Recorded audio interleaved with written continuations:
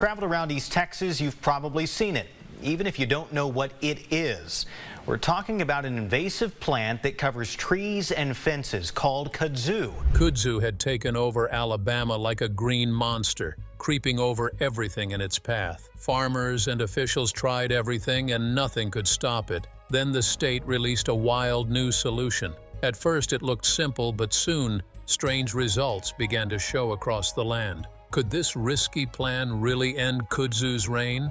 Join us as we find out how this battle ends. A menace in Alabama. Across Alabama, the fight with Kudzu dragged on for decades and wore people down day by day. What once was planted and cared for slowly grew out of control and turned into something fierce. The vine spread fast, climbed high, and pushed back against every plan meant to stop it. Farmers, landowners, and state workers came together and went after it with blades, fire, and chemicals. Each time they cut it back or burned it off, the plant came roaring back, thicker, faster, and harder to manage than before. This struggle kept growing and refused to slow down at all. Many common weed tricks failed right away and made the job feel hopeless. Alabama faced a green enemy that did not just grow, but took over roads, hills, and buildings. Kudzu carried traits that made cutting it down a losing move. Its leaves hung low and its stems felt rough and hairy to touch. When workers chopped vines apart, each small joint could dig in and start again.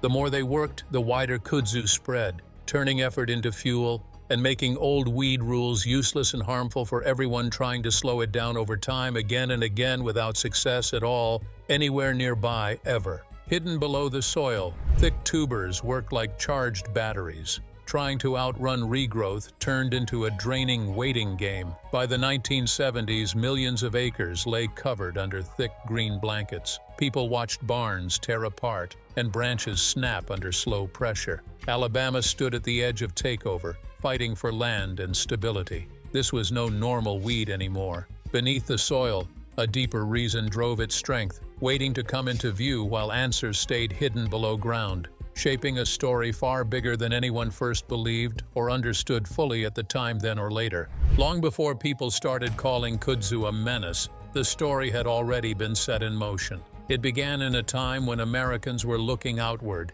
eager to bring new ideas and plants into their lives. The issue didn't grow out of carelessness, but grew out of hope. People wanted beauty, shade, and progress, and they believed nature could be shaped to serve those goals. The roots of the kudzu problem were planted slowly, fed by trust and excitement. What seemed harmless at first slowly built up strength, waiting for the right conditions to take over and spread far beyond anyone's control. Kudzu first showed up in the United States as something to admire, not something to fear. In 1876, during a large national celebration of culture and invention, Japan presented a garden filled with unusual plants. Among them was kudzu, a thick vine with large green leaves and purple flowers that gave off a sweet smell. Visitors were drawn to it right away. It grew fast, looked rich and full, and stood out from local plants. People walked away impressed, carrying the idea that this vine could bring beauty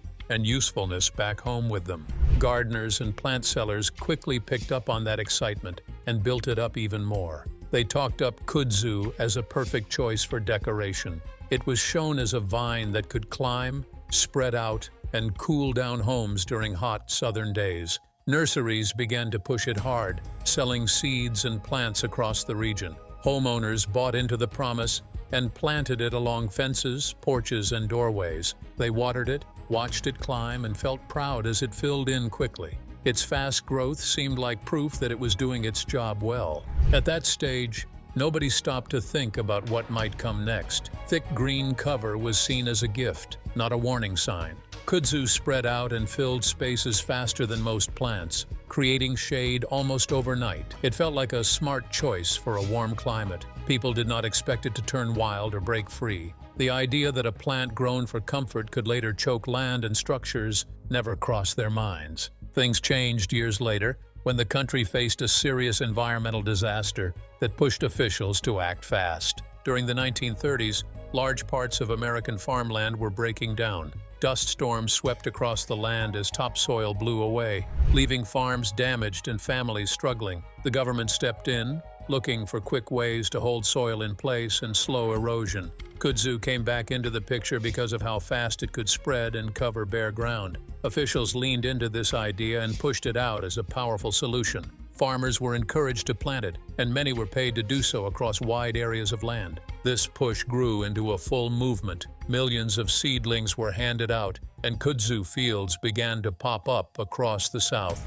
Groups formed to promote the vine, holding events and praising it as a sign of recovery and strength. The focus stayed on how much ground it could cover and how quickly it could take hold. What was missing was a deeper look at how the plant behaved over time. In its native regions, cold seasons and insects slowed it down. Those limits did not exist in its new home. In the warm and wet climate of the southern United States, kudzu found room to run free. Winters were mild, and there were no natural enemies to hold it back. Once it touched the ground, it rooted itself and pushed outward even more. It climbed trees, rolled over hills, and spread without pause. By the middle of the century, farmers and landowners began to see the downside. Kudzu stopped staying where it was planted and started moving on its own, creeping into forests and wrapping itself around anything in its path. The vine's speed shocked people who watched it up close. In the heat of summer, it could stretch out almost a foot in a single day. It covered barns, leaned over roads, and pulled down fences. Some locals even said they could sense it growing after dark as it snapped and shifted. The plant formed thick layers that blocked sunlight and pressed down on other plants below. Trees weakened, land use changed, and structures disappeared under green weight that was hard to cut back or clear out. By the time officials finally stepped in and labeled kudzu a weed in 1970, it had already spread too far. Millions of acres were covered, and the vine had dug itself in deep. What started as decoration and later turned into a tool for saving soil had grown into a massive problem. Efforts to fight it were slow and costly, and every attempt to cut it back showed how strong and stubborn it had become. The struggle to deal with kudzu was only beginning, and its biology was about to make that struggle even harder. Kudzu's hidden strength. What people saw on the surface never told the full story. Under the thick green cover, kudzu was busy building a system meant to last. The plant did not rely only on fast vines and wide leaves. Its real strength was hidden deep in the ground, out of sight and out of reach. Scientists who dug beneath the soil began to realize why cutting and clearing never truly worked. Kudzu was designed to hold on, to store power, and to wait patiently for the next chance to rise up again, no matter what happened above ground. Below the soil sat huge root structures that worked like storage tanks. These roots were not thin or fragile. They formed massive tubers that looked like misshapen potatoes, some weighing hundreds of pounds. They pushed far down into the clay soil, sometimes reaching the depth of a small building. Inside these tubers, the plant packed away water and starch, saving fuel for hard times. When drought hit, or when humans cut the vines back, these underground reserves kept the plant alive and ready to grow again. When people burned or chopped the visible vines, they believed they were winning. In reality, the plant barely reacted. The roots stayed safe and full of energy, untouched by surface damage. Like a hidden engine, the tubers powered new growth again and again. Entire fields could grow back from what seemed like nothing. The plant did not panic or weaken. It simply waited, then pushed fresh vines upward, often faster and thicker than before, turning human effort into wasted labor. Above the soil, kudzu showed another side of its strength. The vines were not soft or weak. They were tough, stringy, and strong, more like ropes than leaves. Every spot where a leaf grew had the ability to take root if it touched the ground. This meant that cutting the vines into pieces did not terminate them. It helped them spread. Each piece left behind could dig in, grow roots, and start a new plant. Machines meant to destroy kudzu often helped it take over even more land. Kudzu also moved water through its body at a rapid pace to support its fast growth. Some researchers began to believe that this movement created pressure inside the vines. That pressure may have caused faint sounds, a low hum or vibration, which some locals claimed to hear at night. What once sounded like folklore started to gain attention. Whether heard or not, the result was clear. Kudzu grew faster than nearby plants and survived long dry spells, giving it an edge in the changing southern weather.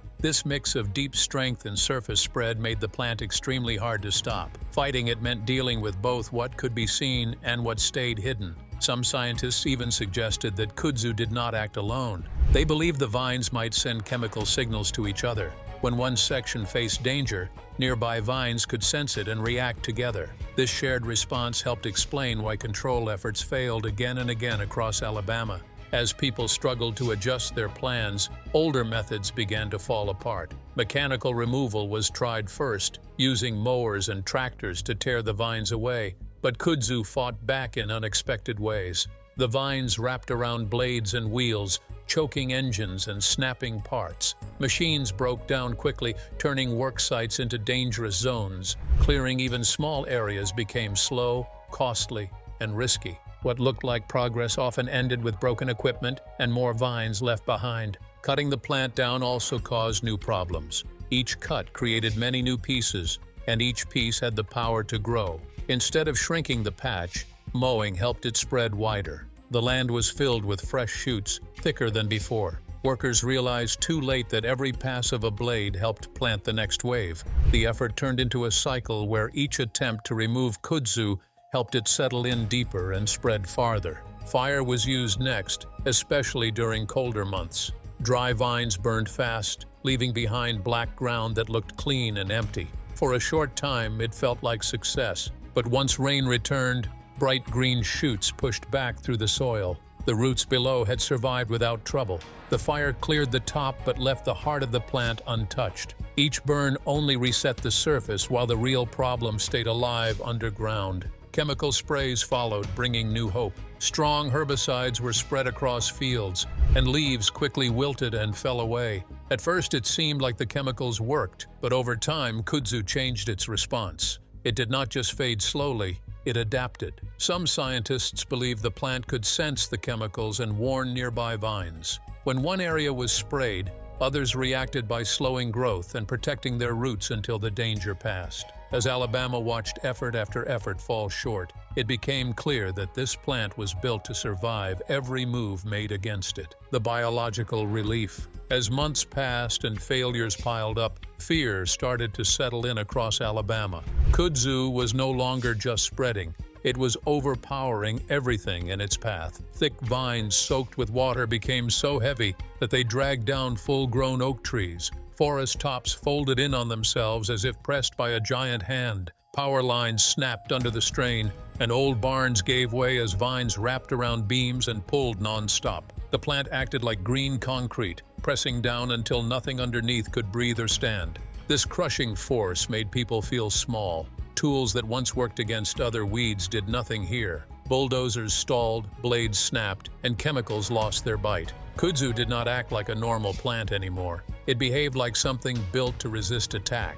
Each failure pushed Alabama closer to the truth that human tools alone could not beat a vine that had adapted beyond simple growth. Every field lost felt like proof that this fight was slipping out of human hands. Strange reports added to the fear. Kudzu seemed drawn to power lines and electrical stations. It climbed utility poles, wrapped around transformers, and crawled along cables. Power companies spent huge sums cutting it away year after year. Scientists said the vine was only reaching for sunlight, following open paths upward. Still, the pattern made people uneasy. The way Kudzu kept showing up around electrical systems felt too exact to ignore. Some wondered if something unseen was pulling the vine in. Questions spread about whether Kudzu could sense electric or magnetic fields. No clear proof ever surfaced, but the idea stuck. It fed the feeling that this plant was operating on another level. Whether real or imagined, the fear pushed officials to admit something important. Machines and chemicals were not enough. The scale of the invasion demanded a different kind of response,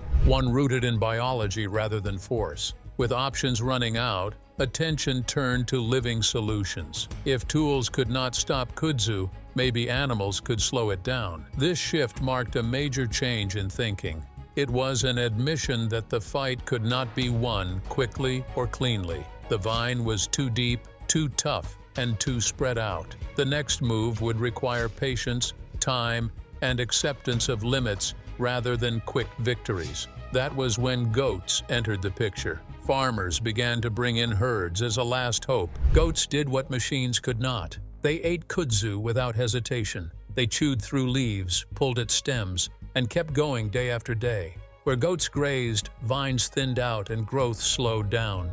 For the first time in years, landowners saw patches of ground reappear from under the green cover. This method worked because it copied nature. Goats fed in a steady way, wearing the plant down instead of shocking it. Their constant grazing drained energy from the vines and weakened new growth. In small, controlled areas, kudzu finally showed signs of stress. The success caught attention fast, and goat grazing spread as a serious control method across parts of the South. But the hope came with hard limits. Goats had to stay on the land for years, not weeks. The moment they were taken away, kudzu pushed back up from below. The deep tubers stayed alive, waiting until pressure eased. Then new shoots burst out and reclaimed the ground. Grazing was not a cure. It was a pause button that had to be held down without rest. Keeping large herds in place was not easy. Some land was too steep or too remote. Fencing cost money. Water and care took time. Goats also ate other plants, raising worries about damage to soil and native growth. For many farmers, the cost added up fast. Hiring or owning goats long-term was not an option everyone could afford. The solution demanded patience, planning, and steady effort over many seasons. Even at its best, goat grazing only reduced kudzu. It did not wipe it out. The roots stayed buried and ready. Once grazing slowed, the vine returned. This turned goats into managers rather than winners. They held the line but could not end the war. The pattern repeated again. Kudzu bent but did not break, showing once more how deeply it was built to survive. This raised deeper questions. People began to ask if they were fighting a single plant or a system that learned and adjusted. Kudzu reacted to pressure, shifted strategy, and waited out danger. Each failed method added to the feeling that the vine was evolving alongside human effort. The struggle started to feel less like removal and more like forced coexistence. Public reaction often missed this reality. Outsiders joked about the South being overrun by a weed. They blamed neglect or poor planning. Those on the ground felt misunderstood. They knew this was not laziness. It was a battle against something uniquely strong. Farmers and scientists faced not just kudzu, but doubt and ridicule from beyond their borders. How kudzu fuels disaster. As frustration grew, new ideas surfaced. Some researchers looked beyond Alabama itself. They began to study air and soil changes. Pollution levels, rising carbon dioxide, and warming temperatures all seemed to favor fast-growing plants. Kudzu thrived under these conditions. It grew faster, thicker, and stronger than before. This hinted at a hidden boost, an unseen force feeding the vine. The thought was unsettling. If the air itself was helping kudzu grow, then it meant the vine was not just surviving human action, it was feeding on the results of it. The fight in Alabama slowly turned into something much bigger than a local land problem. Kudzu was no longer just spreading across fields and forests. It was tied to changes moving through the air itself. This realization forced researchers to step back and look wider. The vine was reacting to human activity far beyond farms and roads. As factories burned fuel and cars filled the skies with exhaust, something unseen was feeding the plant. The battle now touched questions about how people were changing the planet and how nature was pushing back. Scientists began to focus on pollution as a silent partner in kudzu's rise. Rising carbon dioxide levels, released by power plants, engines, and industry, were found to act like growth fuel for the vine. While native trees showed only small changes under extra carbon, kudzu surged ahead. It grew faster and thicker, stretching farther than before.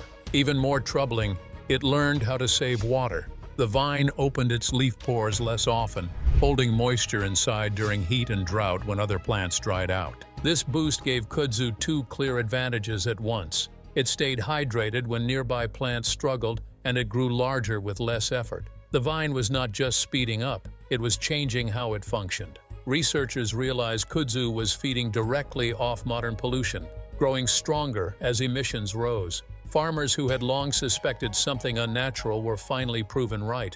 They were not battling a normal weed. They were fighting a plant enhanced by the global system that powered cities and economies.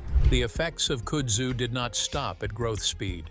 large infestations began to change local weather conditions. Thick mats of dark green leaves trapped heat during the day and released it slowly at night. These patches created warm pockets that shifted humidity and airflow. The vine was shaping its own environment. This heat-trapping effect made nearby land even more welcoming to kudzu itself.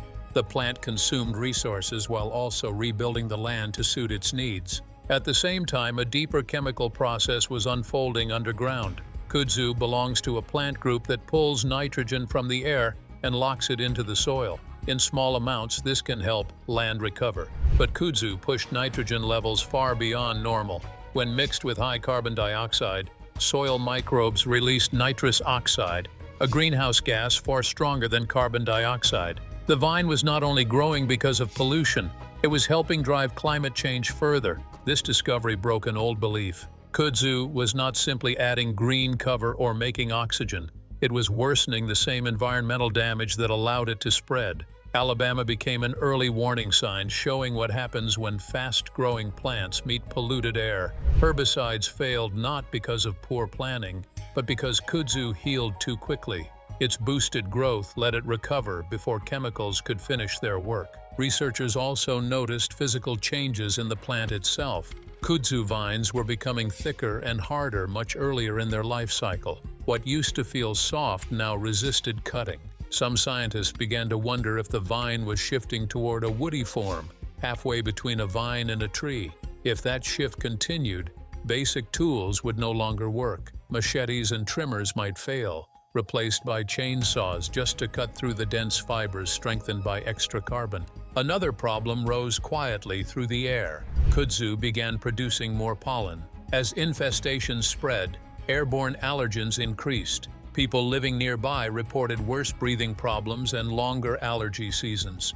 The vine was no longer just choking land and buildings. It was affecting human health. The air itself became harder to live with. Pollution fed kudzu, and kudzu returned the damage by making the environment more hostile to people. Below ground, the damage went even deeper. Excess nitrogen changed soil chemistry so much that native plants struggled to grow. Seeds failed to sprout, and young roots withered early. Once kudzu took over an area, the land stayed hostile long after vines were cleared.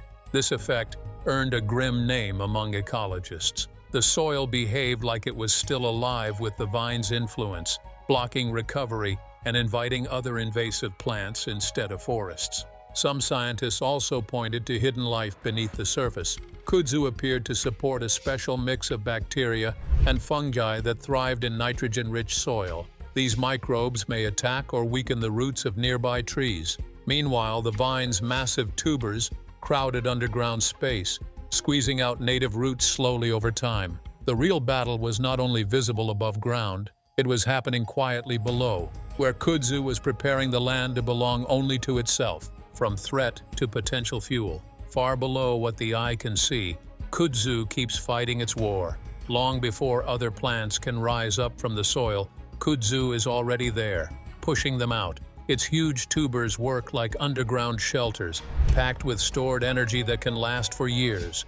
There are many reports of land being bulldozed, paved over, and sealed tight, only for kudzu to force its way back up. Tiny cracks in concrete become doorways. The vine pushes through asphalt and stone, breaking apart human work piece by piece, like a slow wrecking crew. This hidden strength costs real money. Roads buckle, buildings crack, and rail lines face constant pressure as vines creep in and pull apart weak spots. Every year, millions of dollars are spent trying to fix damage caused by this plant. As the climate warms, one old line of defense has started to fall apart. Cold winters once helped keep kudzu in check. Now, that barrier is breaking down. New strains have learned to cope with frost and snow, allowing the vine to move north and dig in where it once could not survive. States far beyond the south have begun to see the same green takeover. Kudzu has shown up in places like Illinois, Pennsylvania, and even parts of Oregon. It no longer fears winter. It has learned how to ride it out. These new regions are not ready. Their roads, forests, and towns were never built to deal with a plant that grows this fast and this heavy. The spread threatens to repeat the same damage seen in Alabama. only now on a wider scale with fewer defenses in place. Rail systems face special danger from this invasion. Kudzu grows fast across tracks, covering steel with thick vines. When trains pass through, the crushed plants release a slick juice that coats the rails. This reduces grip and makes braking harder. In some cases, this loss of traction has led to derailments. When trains slow or stop, supply chains feel the hit. Goods arrive late, costs rise, and the damage ripples outward, tying a plant problem directly to economic trouble. Fire adds another layer of risk. In winter, dead kudzu vines dry out and pile up across the ground and into trees. These dead mats burn easily. A small fire on the forest floor can climb up the vines and reach the treetops, turning a manageable blaze into a massive crown fire. Forests that once burned slowly now face sudden destruction.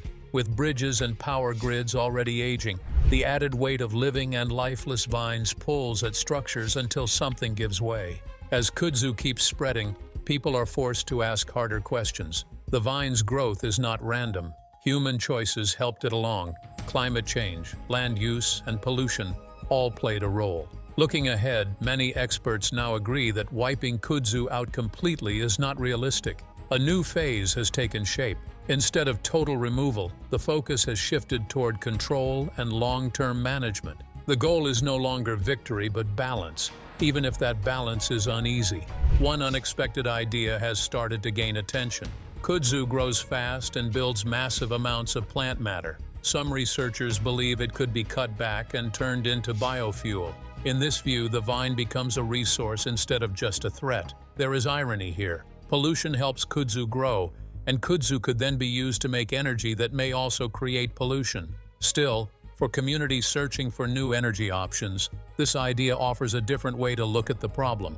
At the same time, scientists are digging deeper into how kudzu works. They are testing ways to combine grazing, limited chemicals, and natural controls so they work together instead of alone. Restoring land after kudzu removal has become just as important. Soil damaged by years of invasion must be treated, replanted, and watched closely. Education and policy now play a larger role. As kudzu spreads into new states, cooperation between farmers, scientists, and governments grows, shaped by hard lessons learned the long way. Do you think kudzu is actually reacting to the climate changes and human activities? Let us know your views in the comments. If you enjoyed this video, like and subscribe to this channel. Before you go, watch the other videos on your screen.